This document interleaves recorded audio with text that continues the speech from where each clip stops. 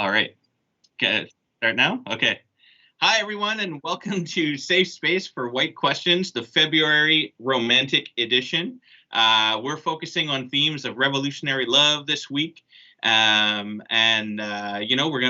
talk about all the different aspects of love: family love, romantic love, child raising, all of the ways in which this mixes in with problems of race or issues of race, and then also just whatever it is you want to talk about.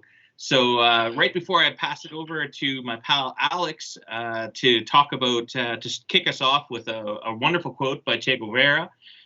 Just for those of you who are tuning in for the very first time, Safe Space for White Questions is a place where predominantly white people, but not exclusively white people, can drop in, ask us some anonymous questions. And we're going to do our very best to answer your questions as thoroughly as we possibly can. We are recording and broadcasting to you from Mi'kma'ki, the unceded and sovereign territory of the Mi'kmaq people. You are streaming us from Lord knows where, but we encourage you to do the work to figure out whose land you're on, because if you're in Canada, your land is stolen. So, do some work to figure out whose land that is. It's probably the best expression of love in these times. In any case, love for the land. So without further ado, I'm going to pass it over to my pal Alex, who's going to kick us off with a wonderful quote on revolutionary love. Welcome, everyone. Thanks, AJ, for kicking us off this month. I would be remiss in not expressing some love for our wonderful hosts and sponsors on this, too. So I'm going to give a quick shout out to Fernwood Publishing for all their hard work in keeping us going in these digital sessions and inviting you to be here with us. My name is Alex Kasnabish. I am one of the co-conspirators on this little project, Safe Space for White Questions. Welcome. We are indeed talking about love this month, and just to get us going, if you've been on our Facebook page, if you've seen the advertising for this event, then you've probably seen this quote already. If you are in any way familiar with revolutionary ideas, and of course with the incredibly important work of the great revolutionary Ernesto Che Guevara, you've probably heard this quote at some point too. It's one of my favorites. I used to have it posted up on my office wall. Let me just read it to you in case you haven't seen it. So this is a quote from Che, the legendary communist revolutionary. And Che says here, quote, "At the risk of seeming ridiculous, let me say that the true revolutionary is guided by a great feeling of love. It is impossible to think of a genuine revolutionary lacking this quality." So I've always loved that quote, and it seemed really appropriate to begin this session with that quote. One of the reasons I love that quote is because it's so incongruous. When most people think of the Cuban Revolution and Che Guevara's role in that, you don't think a lot about love. Maybe you think about guerrilla warfare. Maybe you think about communism. Maybe you think about, the Cuban struggle for independence. Maybe you think about, communist versus anarchist theory of revolutionary struggle. I don't know. You could think about all kinds of things. But what I think few people really associate this kind of ooey-gooey romantic notion of love with diehard revolutionaries. And I think that's what's so wonderful about this quote, because Che really isn't sort of invoking that notion of romantic individual love that for so many of us saturated in like the Hollywood nightmarescape that is the romantic comedy and all of its like sister genres. That's not the notion of love we get inundated with, right? We've just passed Valentine's Day. We've just had all those, those conversations, seen the cards, maybe eaten some chocolate, all that kind of stuff. But Che's not talking about that kind of love, of course. He's talking about this notion of this great feeling of solidarity, of empathy, of care for not only each other, but also that future that is being born through revolutionary struggle.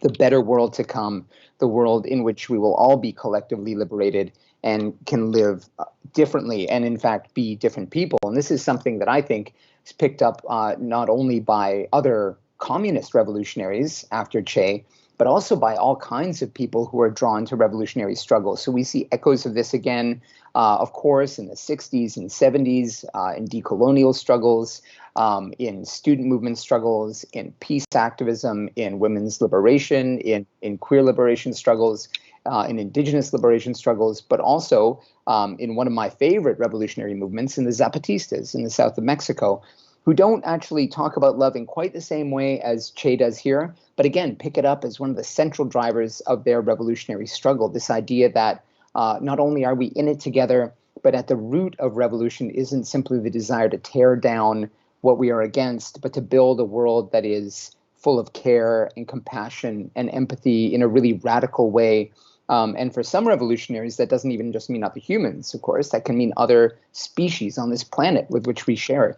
It can mean the planet itself. It can mean generations past and not yet born, right? If we think about the indigenous mantra of thinking in terms of 7 generations, the Haudenosaunee notion of that. So, yeah, I mean, I could go on about this. I'm not going to. I just wanted to kick things off and say a little bit about what that meant to me. I'm going to pass it back over to AJ now and see what he has to say about this and maybe get to some of your questions. Fantastic. Thanks for that, Alex. I really don't have anything to add to what Alex said. I thought that was comprehensive. You know, love is at the root of why most people try to make the world a better place. You don't do that out of a place of malice. So why don't we just get straight to the questions here? So the first question we have on the subject of love is, how does one not lose their culture when in a relationship with someone from another culture, and especially when raising children? Wow. I mean, I think that's a great question to kind of kick us off. It's because it gets right to the heart of thinking about love and race and intergenerational love. I think, so I'll kick us off here. It's a challenging question. Of course, culture is something that's not directly racialized, right? I'm in a relationship. For example, I was raised as a Hindu, and I'm in a relationship with someone who was raised as a Muslim. So by some, you know, we're both South Asian, so it might look like we come from the same culture. We might eat similar foods, but also there's like a long simmering history of extreme violence between those communities, you know, on the Indian subcontinent and elsewhere. So it's not always a racialized thing to come from different cultures. But I'm going to assume that the racial aspect is probably central to why this person would have asked this question in this space.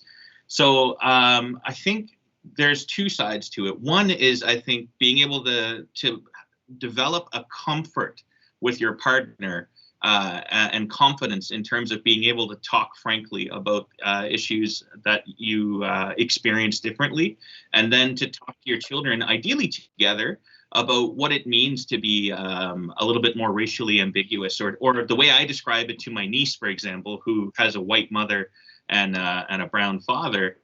You know, we talk about like having access to the world's cultures, or to like different, you know, she should be proud of her Gaelic roots. She should be proud of her Indian roots or Caribbean roots, not in some kind of like gross nationalistic way, but in terms of access to one's ancestors.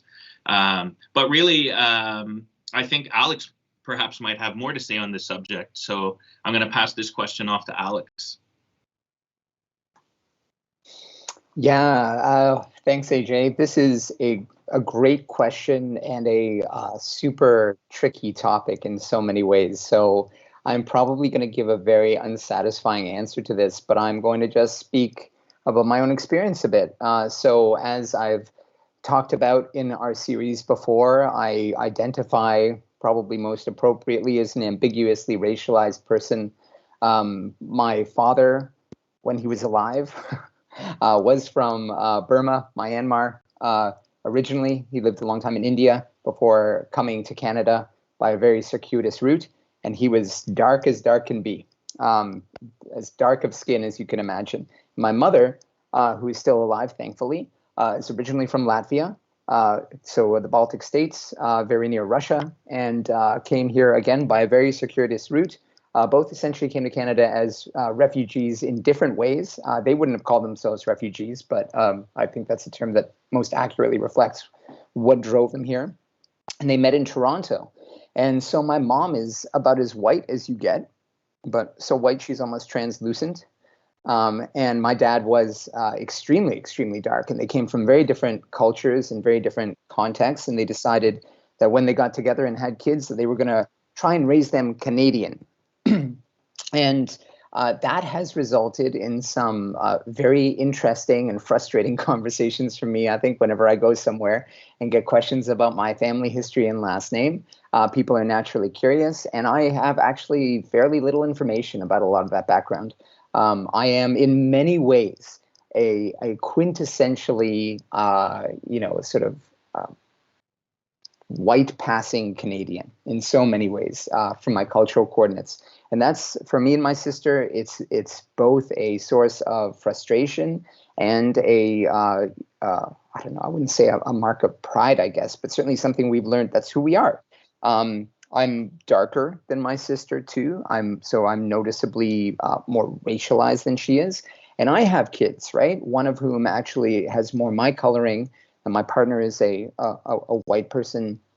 Our other child is fairer.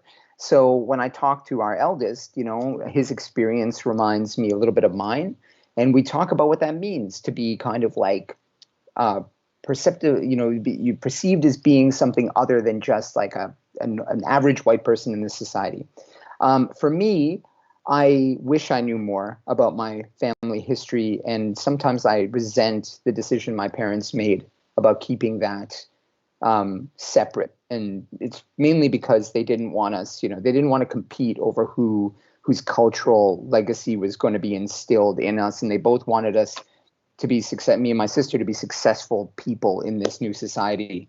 I'm not trying to advocate for that. I'm not trying to disparage it. I think that was a difficult decision to make. What I actually resent is when people are disappointed in me for not having more information about that background.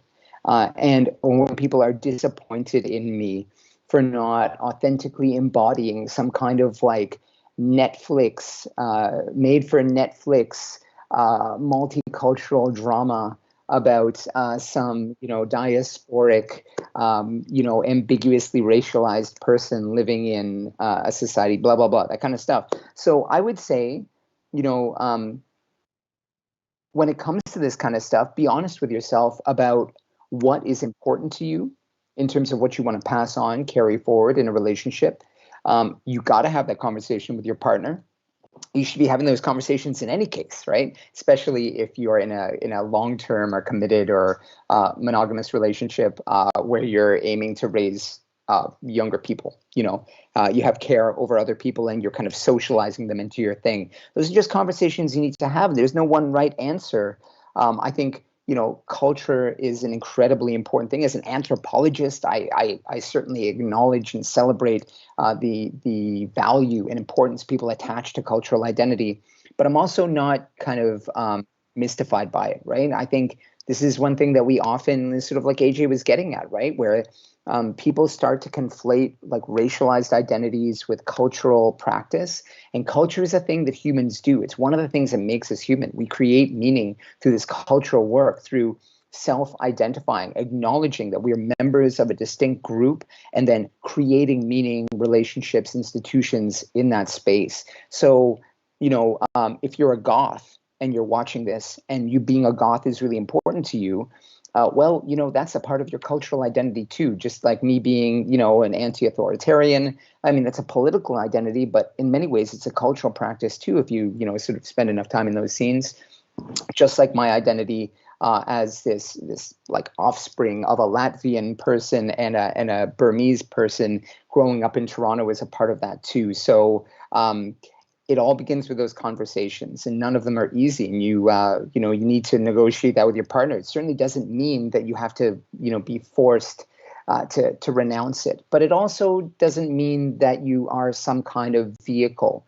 for the unproblematic conveyance of cultural material to the next generation. That's not a burden anybody should bear. So I'm going to leave it at that. There's so much more to say here. Hopefully that wasn't totally incoherent. Thanks. Back to you, AJ. Yeah, thanks for that, Alex. Just one thing I wanted to add what I was thinking while you were talking there, Alex, and this is something that I've come to learn after reading a lot of the work of Fazila Jiwa over the years, actually, is the realization that the diasporic condition is actually a legitimate site. And what you as your family, your diasporic family, your intercultural family is producing is itself an authentic place. And that's something that for many of us who, like speaking for myself, as a double diasporic member of like the South Asian community via the Caribbean, via, Canada, it's easy to always feel inadequate no matter what.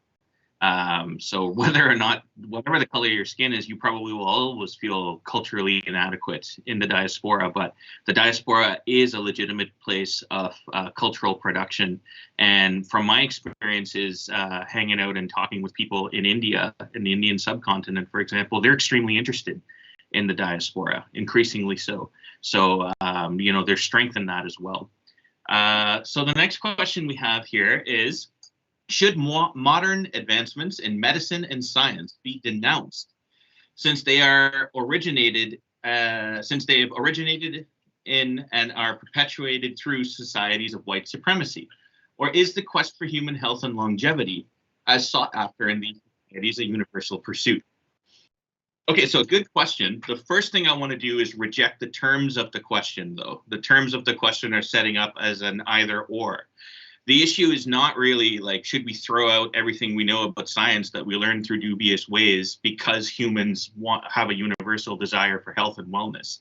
The point I want to stress there right off the bat is that pursuit of health and wellness historically has been built on white supremacy that has denigrated, Black, Indigenous, and other people who have been the subject of experimentation through medical history.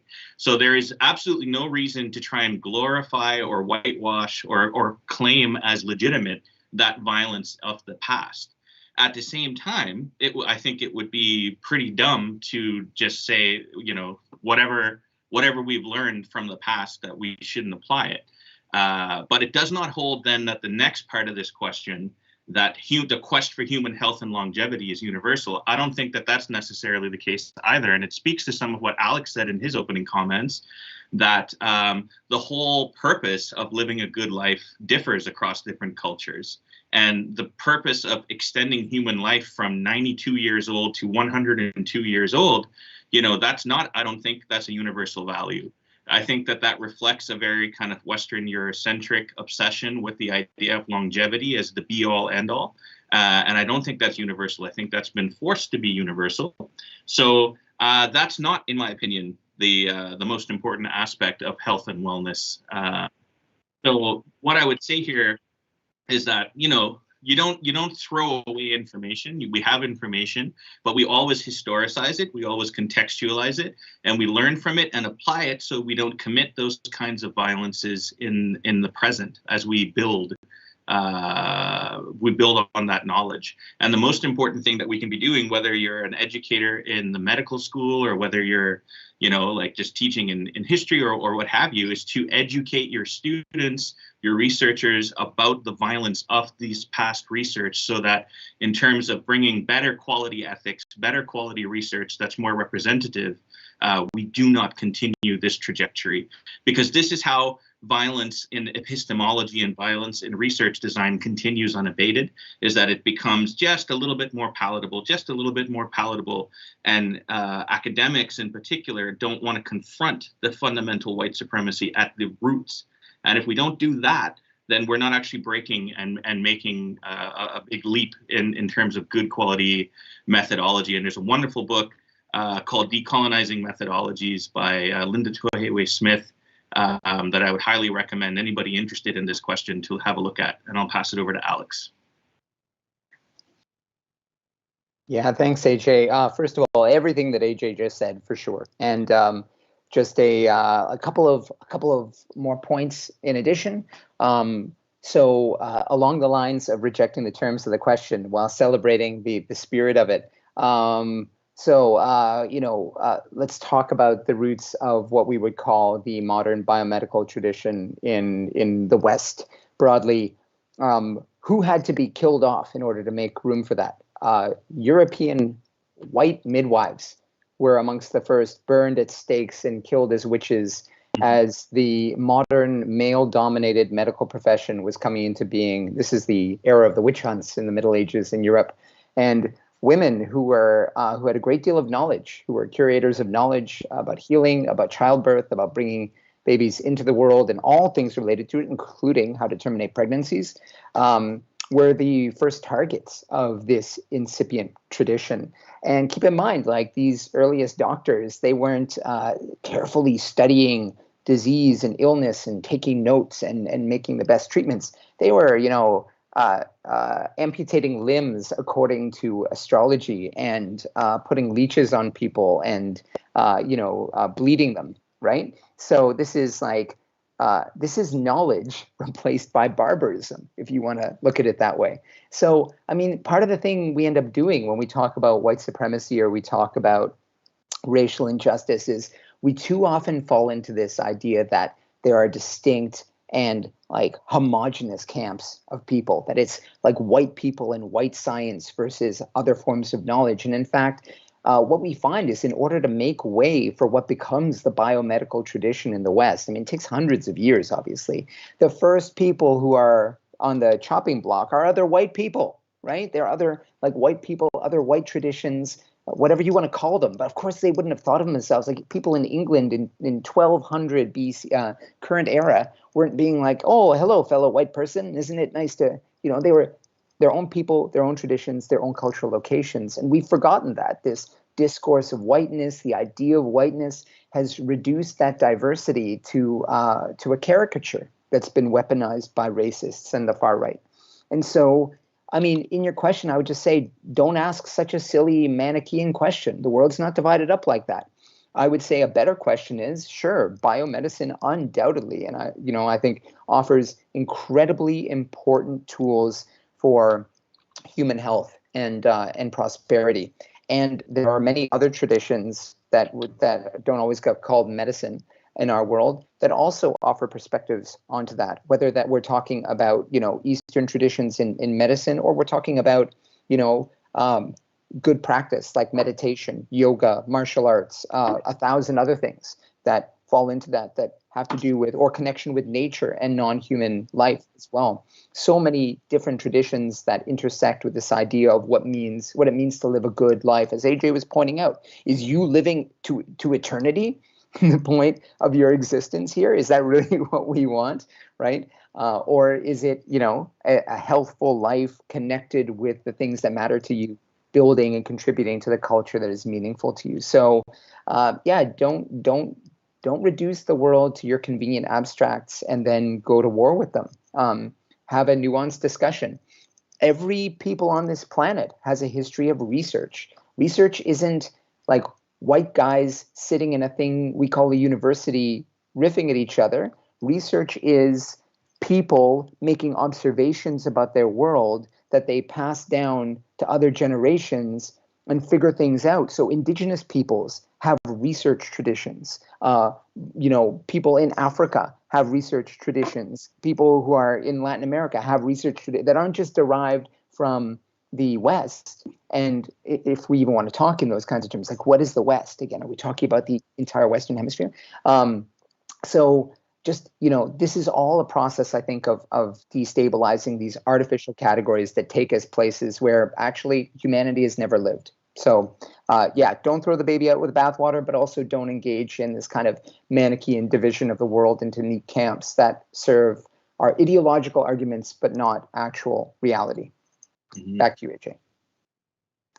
Yeah, thanks, Alex. So the next question we have here. I am a white mother to a child with a Pakistani father. How do we foster and support his connection to his racialized culture, I think referring to the child, racialized culture and ancestry, while resisting structural white supremacy at a young age? Wow, there's so many important facets to a question like this.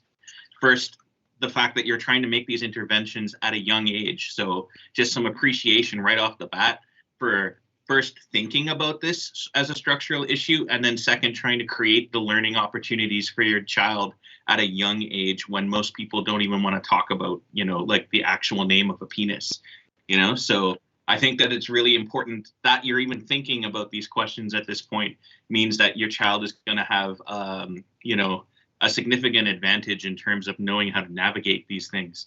So on this question, I would say, the best way, especially if you don't necessarily have access to in-laws, for example, I don't know what your situation is, but when you're trying to raise a child and they're away from the different cultural influences, I think one of the first important things to recognize is that the natural kind of resting face of society in Canada is white supremacist. And I mean that empirically. In this way, I don't even mean it in a judgmental way. It's a descriptive way. This is how Canadian society has been organized for at least 100 years, probably closer to 200. We could keep tracing it back, but it has become less and less overtly violent over time and more insidiously violent and culturalized. What Shireen Razik has called the acculturalization of whiteness by the 1990s onwards. So, for those of you who are hearing that and kind of feeling a bit triggered by it or whatever, just know, like, I'm not accusing anybody here of being a Nazi. I'm just saying that, the things that are considered to be quote unquote normal and part of Canadian society, even if you try to make it as equal as possible, will always favor a kind of secular Judeo-Christian white Western European discourse. So this person's question, I think, needs to have that as a context. So you can't just, for example, try to create a neutral place to educate this young child, because they're going to be seeing and experiencing things well beyond your household. So if you want to try and create the context for this child to grow up with the ability to appreciate and learn about his, her, their culture, I think that there are things that you can do to try and integrate them into the broader community wherever it is that you are. So Pakistani families are all over this country. There are ways that you can celebrate Pakistani festivals. You can maybe acquire clothing, learn how to cook certain types of food. You can decide to learn Urdu, as a mother or as a family, and try and practice these things. And also try your best to educate and talk about the beautiful things about Pakistani culture, because honestly, like those of us who, came into political consciousness since 9/11, we don't hear a lot of really good things about Pakistani and Islamic culture. And that's a real travesty when you consider the enormous aesthetic and like cultural and intellectual beauty that comes out of Pakistan and the broader kind of Middle East period. So in terms of being able to, in terms of helping that child learn to appreciate that culture, I think it's going to take a lot of work to open the doors to the beauty of Islamic culture, the beauty of Pakistani aesthetics, and all these sorts of things. I'll pass that on to Alex. The last point, the real important point there is to remember that the resting face of Canadian society is one that valorizes Western European culture, religion, and everything. So you do have to be purposeful in making that choice. Yeah, thanks, AJ. Honestly, I don't think I have very much to add to those excellent points. I guess the only thing I would say as somebody who grew up in something approximating that circumstance is that be aware that, as AJ was just referencing, there's going to be like a gravitational pull for your child, especially if they find themselves able to pass more easily as ambiguously racialized or a white identifying person. There's a lot of weight, and it's not their fault. But there's a lot of pull, a desire to fit in, not to be different, not to be identified as other, especially in a world so shaped by the debacle that has been the war on terror and the incredible Islamophobia and the fear and hatred of brown people that's been mobilized by that. So I don't mean to be a downer about that, but that is something that as a parent that's always on my mind, that that as a person who grew up obviously in a very different time, I think I experienced, and also not to be hard on the kid when they feel that way. When they feel like, I just want to like hockey and do the things that my friends do, and I don't want to have to be clearly identified, necessarily with this specific thing that you want me to feel. Acknowledge the fact that their feelings as an ambiguously racialized person growing up in this kind of mixed heritage household in a society that is fundamentally white supremacist is, needs to find their own way, and you need to support that as well. So while it's very important for parents to see their traditions and the things they hold important carried on by those next generations are not merely vehicles for our aspirations. They're their own autonomous beings. And, you have to help them navigate that too. It's a difficult and challenging thing. I wish you the best in it. All right. Again, one thing Alex made me think of here is just, what he spoke to here is respecting the autonomy of your child too. And I think that that's a really difficult thing for parents across all racial lines. But something that's so important is you have to trust your children to grow and develop and to learn and carve out their own path. So, you create those resources and the little one will do what they will. The next question. Do you have any long-term strategies for managing in-law relationships across cultural and racial lines?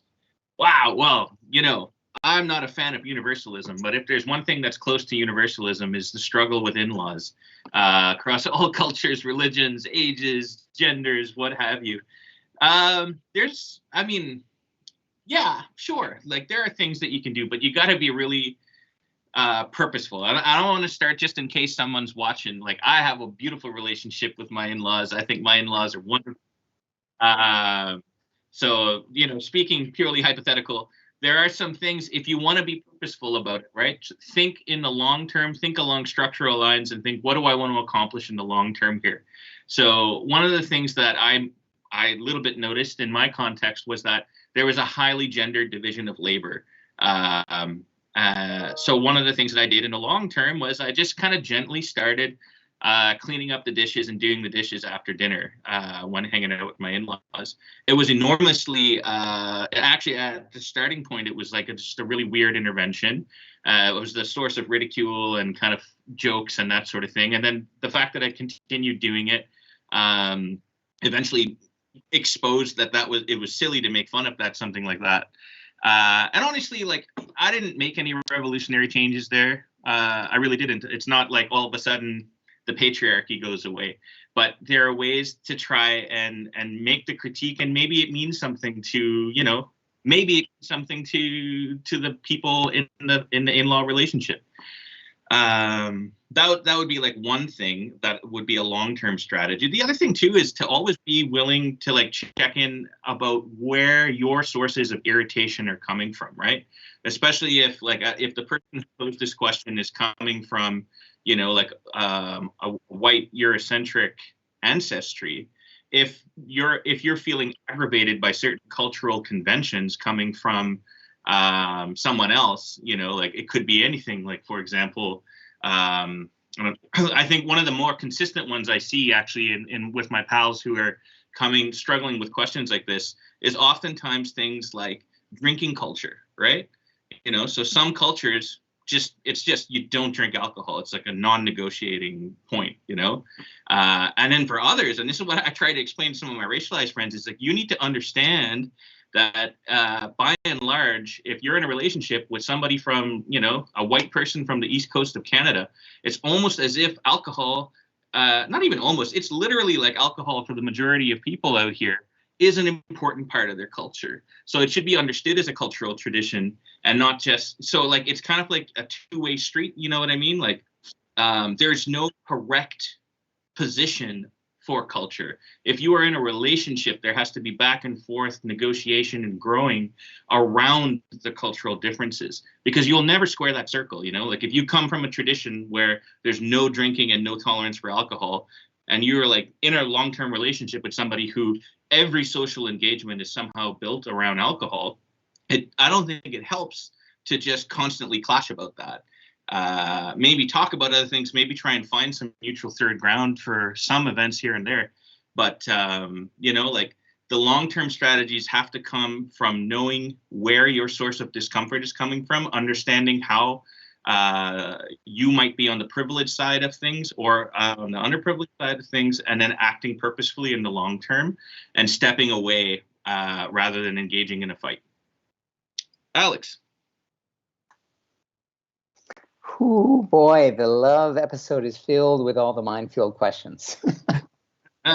So, okay, this is a great one, and I'm going to preface this by saying I love my in-laws. I have a lovely relationship with my in-laws, and I'm going to be very careful about what I say next. So this is difficult, and I think AJ's his metaphor of sort of seeing this as a marathon and not as a sprint is very important. If you're in a long-term relationship and you are building relationships, obviously not just with your partner, but with their family, then you have to see it that way, right? That you can't possibly either fight every battle all the time, or necessarily see everything that bothers you or excites you as a reason for intervention, right?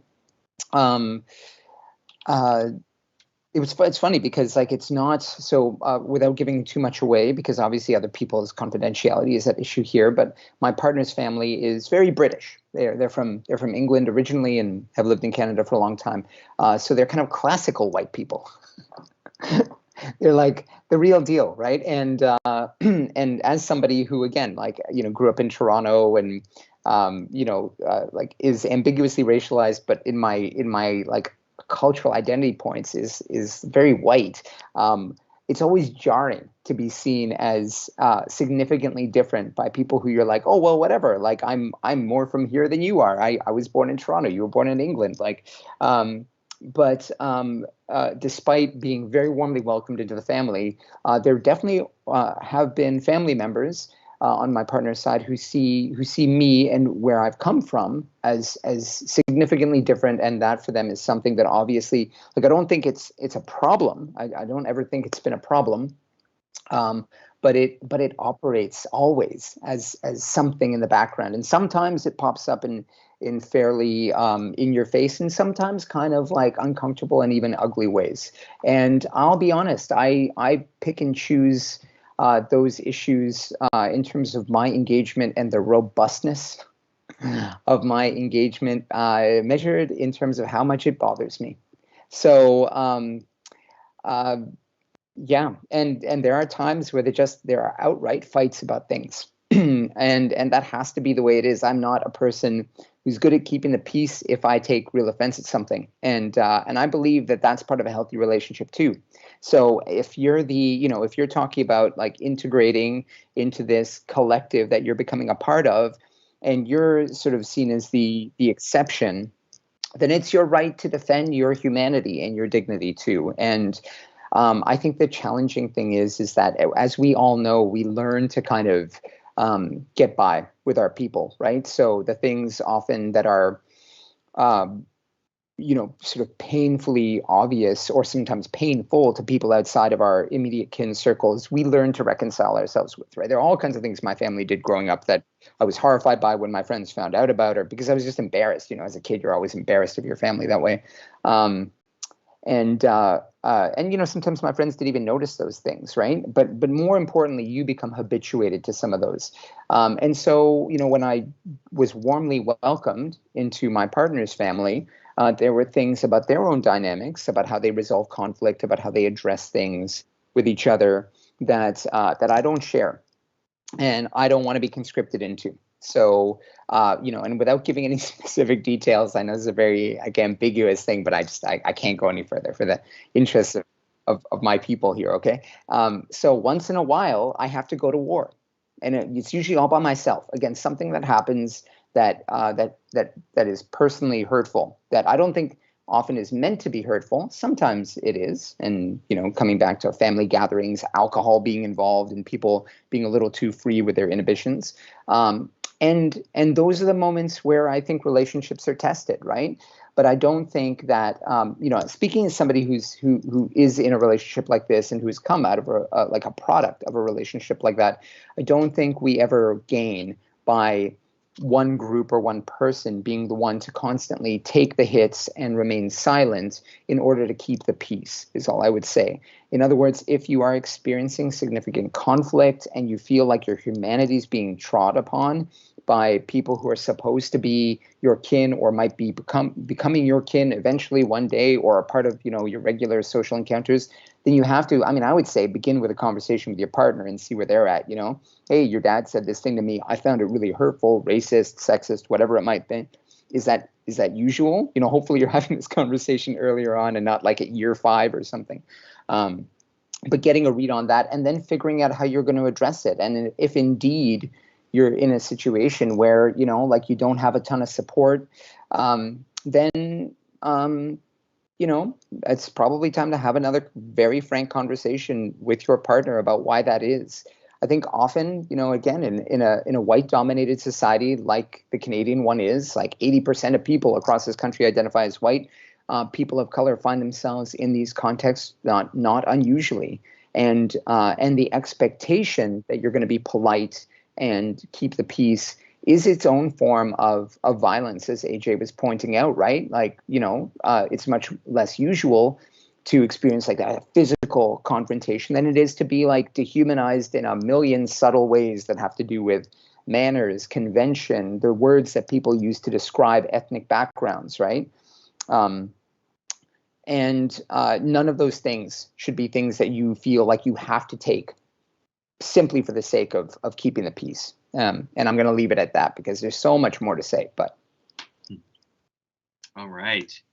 Yeah, thanks. We have loads of questions coming up here, which is really great. This is obviously a very important question or theme for lots of people. So the next question, how do I figure out which fights in my relationship are based on our racial or cultural differences and which are just based on normal relationship issues? A really important question that probably everybody can identify with at some point. I would say, so the way I would go about answering a question like this is to remember that the problem or the conflict is something that is grounded in the real world, right? And because it's grounded in the real world, it's very rare that a problem ever has a discrete cause or a discrete kind of explanation.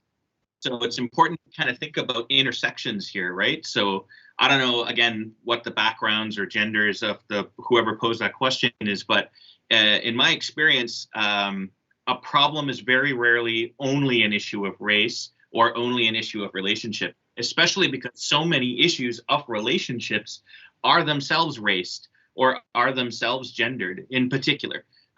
So, for example, if a conflict arises, there may be two very different competing perspectives where one person is speaking from a triggered point of view of a racialized minority. Another person might be speaking from a gendered difference, so like the way that patriarchy can manifest into these relationships might have a more significant factor or a significant kind of shaping cultural factor than the race issue. I always say in my classes that, again, I say this all the time, I don't really believe in universalisms, but the closest thing to universal culture that I see in the world today is the way in which patriarchy has been kind of transformed and universalized in the last 200 years.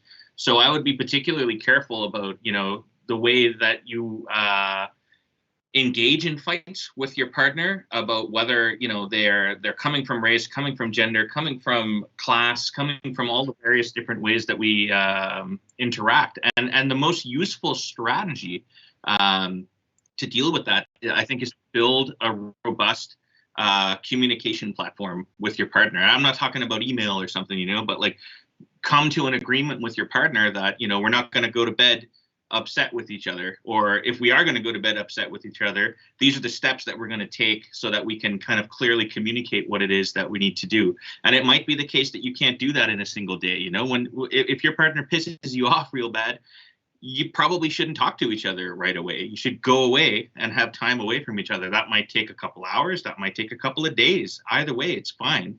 But you only come back together again when you're able to have a frank and calm conversation about what it was at the root of the conflict in the first place. That's how we try to deal with it in my relationship. And pass it over to Alex. Yeah, great question, great comments, AJ. I guess just to add a little bit, I would say, yeah, it's a question of having really clear conflict resolution strategies and having the ability to have difficult and complex conversations about what's making you mad and what's at the root of your conflicts.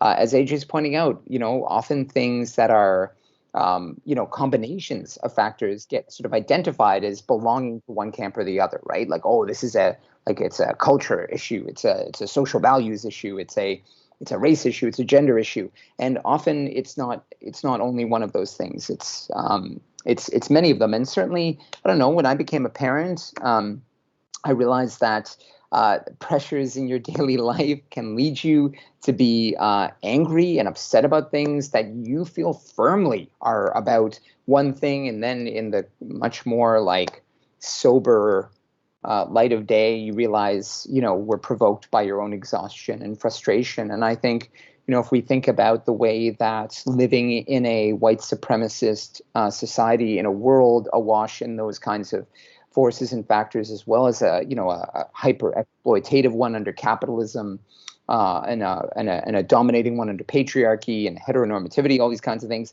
like that produces a lot of emotional weight on people. It degrades our lives and our existences, even the people who think they're benefiting from that, right? Who seem to be on the top of it. So we're all constantly dealing with all that emotion and that pressure, that weight, those expectations, that structure.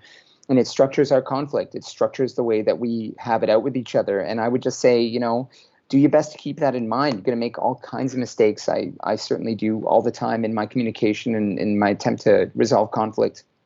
Try not to reduce it to the thing that makes you feel most righteous and that allows you to most easily weaponize it in order to have it out with your partner.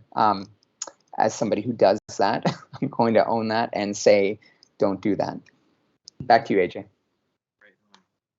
All right, thanks for that, Alex.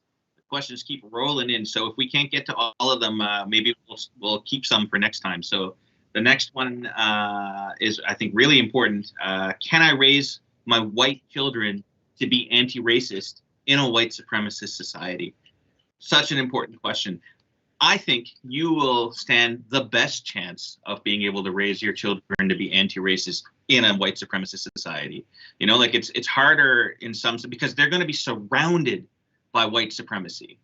The key is for you as a parent who wants to raise these anti-racist children is you have to help them see it, because the operation of white supremacy in 21st century society is to make it invisible, is to make it seem like this is just society moving along. This is just the rules. This is just the way human nature is. This is just the way the state operates, has always operated.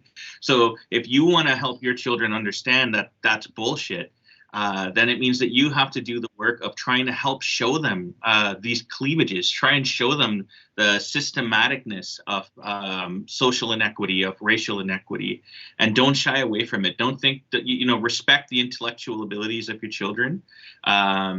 And help them to see things that are, especially things that are so, like in this last few years, it's just been so impossible to ignore. The policing of black men in Halifax being stopped 6 times more than white men. That's an obvious thing. And for your kid, they don't understand that, right? But maybe you start that by not celebrating the trope of the police, for example, right? How many little kids, little boys in particular, are encouraged to be play cops and robbers, or glorify the police or something like that. They understand the police as heroes. If you want to be an anti-racist, you need to think about, well, actually, the police are a structure of society. The police protect certain aspects of society and not everybody equally.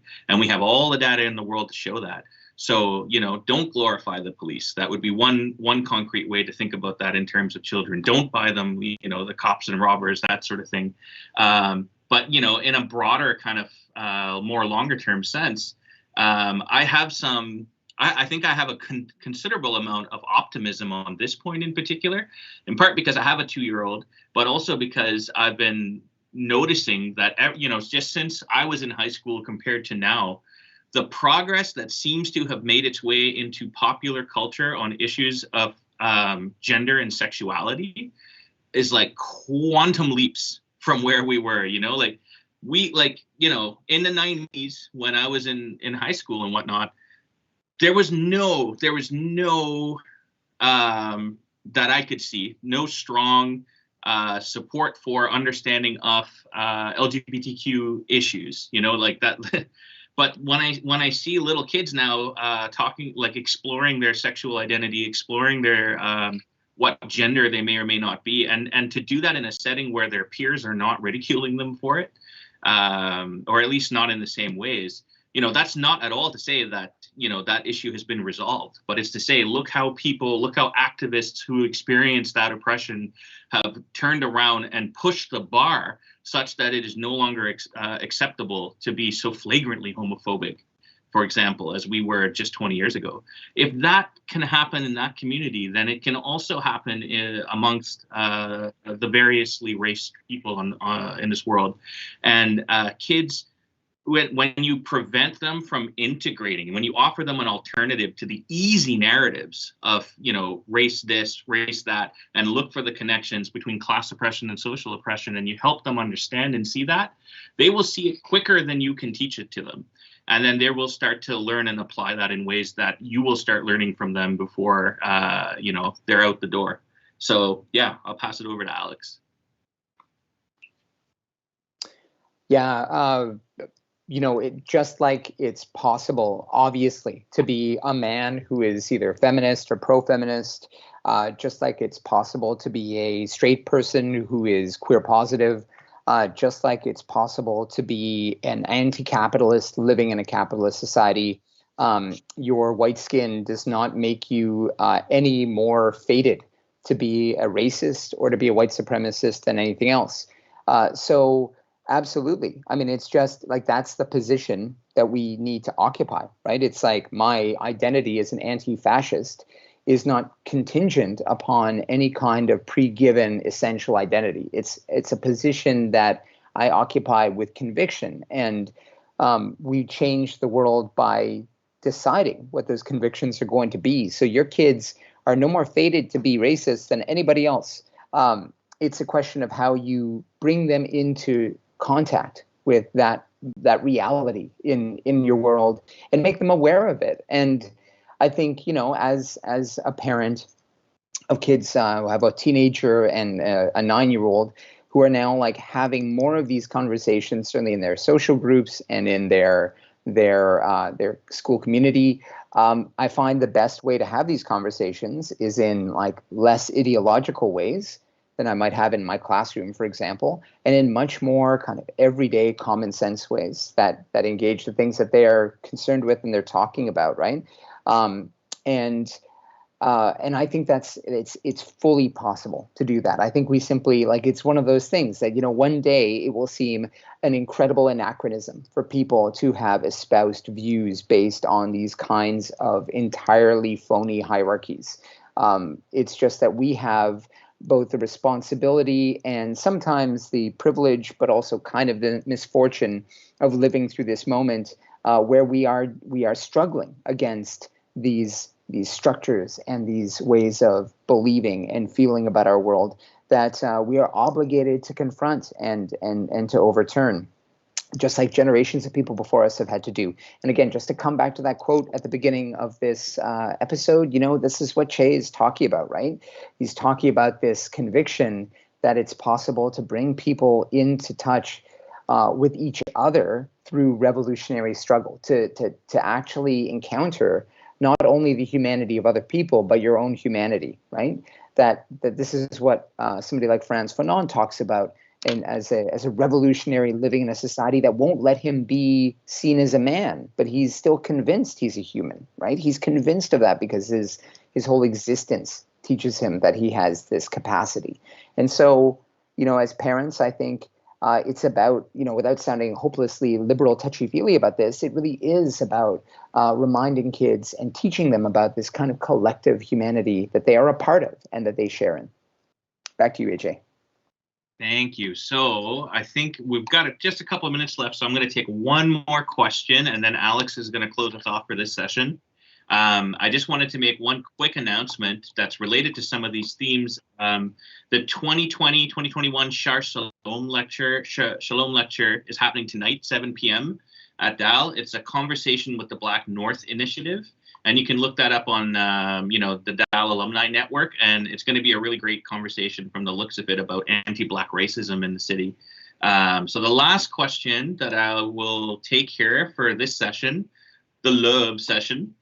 As a white person, what troubles me is that advocating for minorities and other racialized groups is actually perpetuating racism further.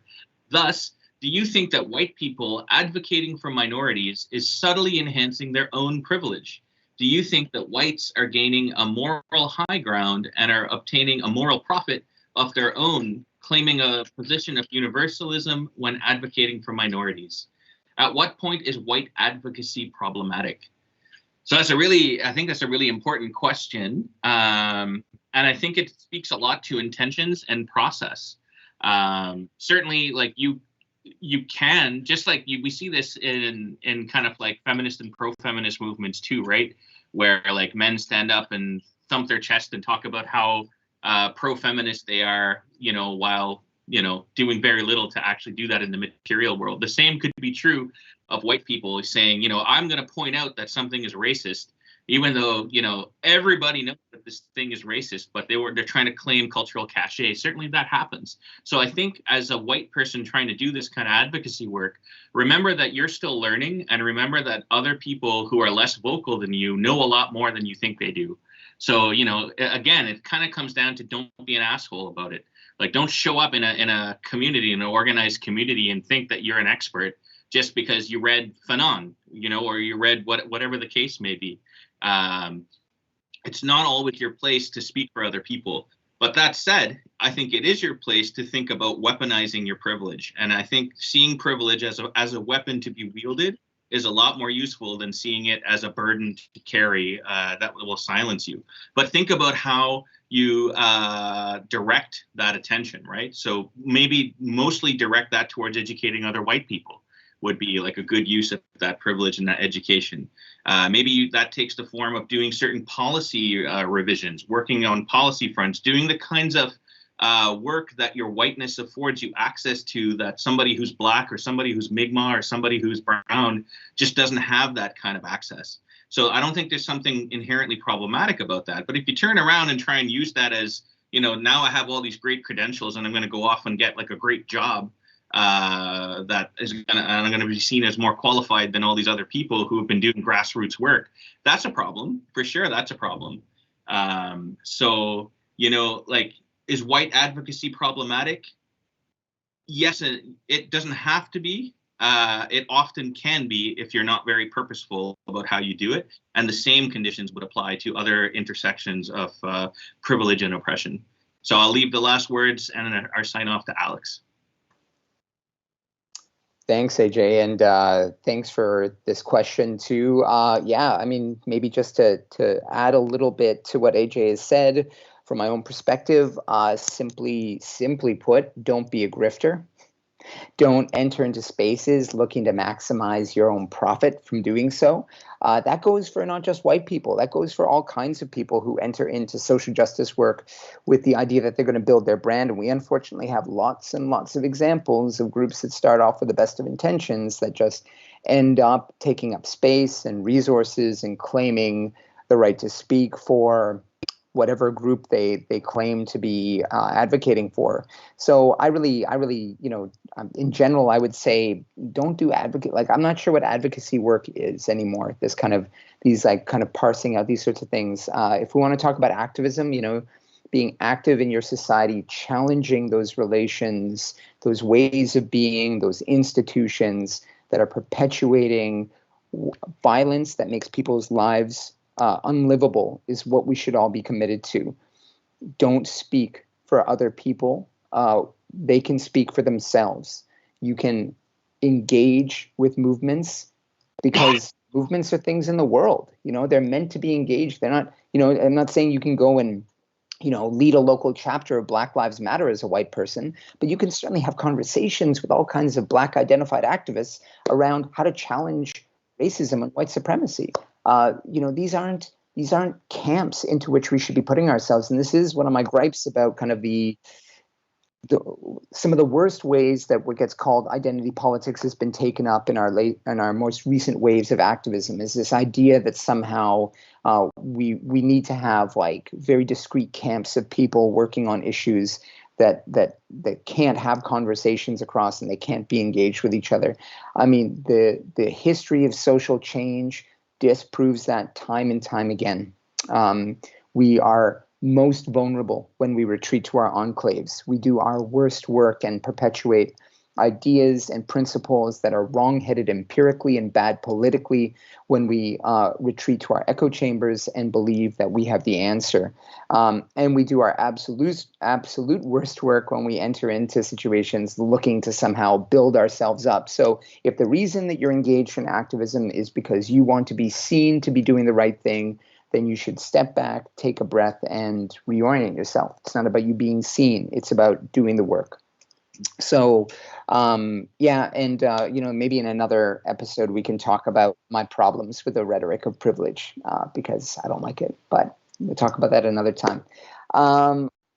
Okay, so thanks again, everyone, for joining us. Thanks once again to our wonderful hosts at Fernwood Publishing, who do so much to promote this little series and to make it all possible. Go read their books. They put out some excellent, excellent books. And I don't say that just super cynically as one of their authors. I say that as somebody who reads their books all the time. Thanks so much to my partner in crime, Dr. AJ Parasaram. Thanks to you all for being here and for watching us and to sending your super interesting questions. For those of you that we didn't get to this month, as AJ said, we'll keep those questions and hopefully get to them next month. Join us again at the end of March.